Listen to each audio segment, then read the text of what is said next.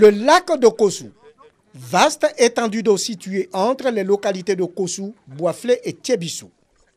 L'activité principale, la pêche, autrefois florissante, est en perte de vitesse. Ceux qui font les filets maillants, et c'est à partir de 14 h, ils s'en vont.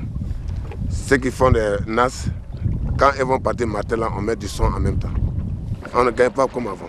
Les marailleurs, vendeurs de produits de la pêche, soutiennent que leur débauche journalière d'énergie est à perte. On voit un tia qui venait prendre le poisson. Actuellement, le poisson a baissé, on ne vient plus, on vient à moto. Mais quelle est la raison de l'appauvrissement des eaux du lac de Kossou? Avec le nombre croissant de la population, certaines personnes sont venues, ont fait de la pêche leur métier. Avec la surpopulation des pêcheurs, les instruments de pêche, sans toutefois omettre l'orpaillage clandestin, pratiqué aux abords du lac. Les orpailleurs, c'est des gens qui utilisent la terre pour chercher l'or. Bon, une fois vous avez brouillé l'eau, il y a certaines espèces qui ne remontent plus dans ces zones. Nous veillons pour ne pas que les engins puissent détruire un peu la faune aquatique. Sur le marché, l'approvisionnement est difficile. Avant, où Kossou était bien, poisson là c'était bien moins cher, mais maintenant là c'est trop cher. Même pour avoir 1000 francs là, c'est dur. Il est donc annoncé des campagnes d'information et de sensibilisation pour relever le niveau de la production. Il faut des moyens, c'est-à-dire on a actuellement un hors-bord, le moteur hors-bord, mais la coque qui nous permet de circuler tout le temps sur l'eau est défaillant. 7 bureaux sont en service au bord du lac. Celui de Boisflé est sur une rive. La mission de ces agents, l'encadrement pour un bon climat de compréhension et de cohabitation. Nous contrôlons les mailles de filet, voilà, pour ne pas qu'ils attrapent les alevins. Voilà, on contrôle avec la manière traditionnelle, le nombre de doigts, 3 doigts, 4 doigts, pour qu'ils puissent attraper les gros poissons. Nous avons 2 activités ici.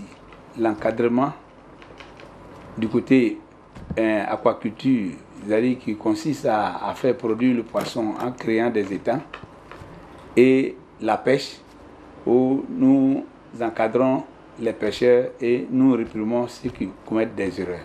Effet naturel, pluviométrie, mais l'action de l'homme surtout a un impact négatif sur l'eau et la flore aquatique. Intensifier les mesures de protection et l'activité de pêche se portera mieux.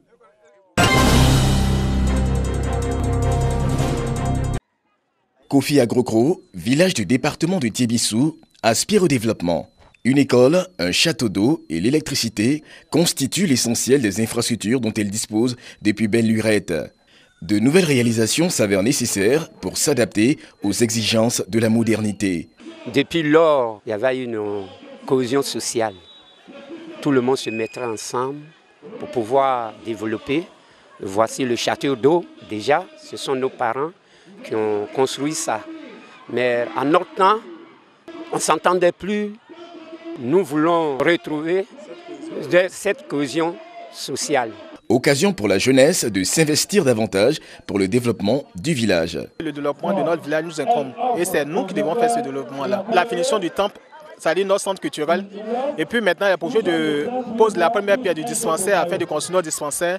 Les autorités locales ont encouragé cette initiative de développement. L'État ne peut pas faire tout à la place des populations.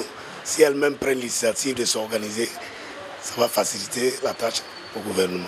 Un tournoi de football a mis fin à la journée consacrée au développement à Kofi Agrocro.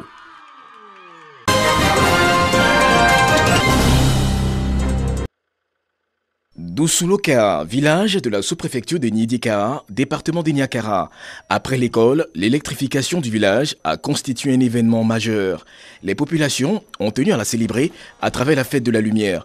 Occasion pour le peuple tagbana de ce village de rendre hommage au président de la République Alassane Ouattara pour sa politique de développement dont bénéficie le monde rural. Nos femmes quittent ici pour aller piler les maïs où il y a l'électricité. Et même au niveau des maisons, nous dormons dans l'obscurité. Et je crois qu'aujourd'hui, c'est une grande fête pour magnifier vraiment cet événement. En connectant le village au réseau électrique national, les autorités locales ont invité les populations à profiter de cette infrastructure. Cela afin d'entreprendre des activités génératrices de revenus pour leur mieux-être. Ce sont des choses que le conseil essaie par moment de faire par lui-même. Mais ce n'est pas possible qu'il le réussisse sans l'appui de l'État. Il faut dire merci à l'État d'accompagner les structures qu'il a créées. De faire confiance à l'équipe de son Excellence Alassane Ouattara, président de la République, et que le gouvernement est à la tâche. Tous les problèmes vont être résolus un à un, que ce soit l'école, que ce soit la santé, que ce soit l'eau potable, que ce soit les infrastructures routières. Les choses avancent. Après l'électrification, la réalisation d'un château d'eau est le prochain défi à relever pour les populations de Doussoulo-Kara.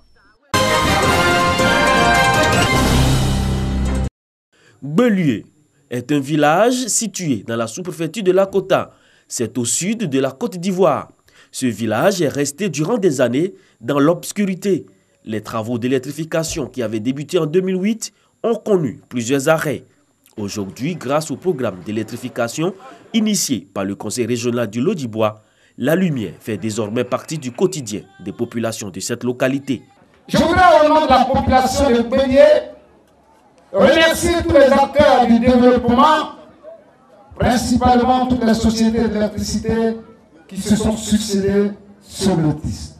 Autochtones comme halogènes, sachez conserver ce précieux cadeau que l'on vient de vous faire.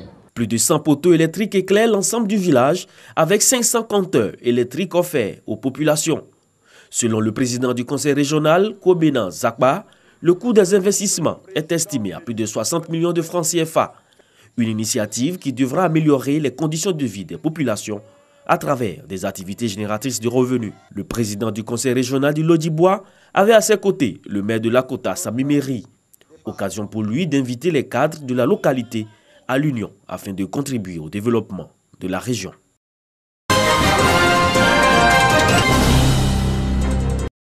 Selon une donnée du ministère des Sports, seulement 7% de la population ivoirienne s'adonne régulièrement à une activité physique et sportive. Pour renverser cette tendance, le ministère initie des actions sur le terrain. Le programme d'appui à la promotion du sport de masse et du sport pour tous. Une activité du ministère des Sports pour promouvoir et vulgariser la pratique sportive régulière et quotidienne en intégrant dans les habitudes de chacun. À Bouaké, un tournoi de football dénommé Tournoi des villes 2018 pour les jeunes de 16 à 23 ans est organisé par la direction régionale des sports. C'est pour amener chaque région à apprendre à organiser une animation sportive du football. Dans sa pratique, on a des techniciens qui sont à côté qui détectent les grandes valeurs qu'on va retenir pour mettre à la disposition de l'INGS qui fait la formation de sport de haut niveau. À travers le PAPMAS, le ministère des Sports entend inciter 80% des jeunes à pratiquer régulièrement le sport, connu pour être un allié incontournable du bien-être et d'une bonne santé physique, mentale et psychologique. Le tournoi des villes 2018 a été remporté par la ville de Beoumi contre celle de Bouaké par 1-0.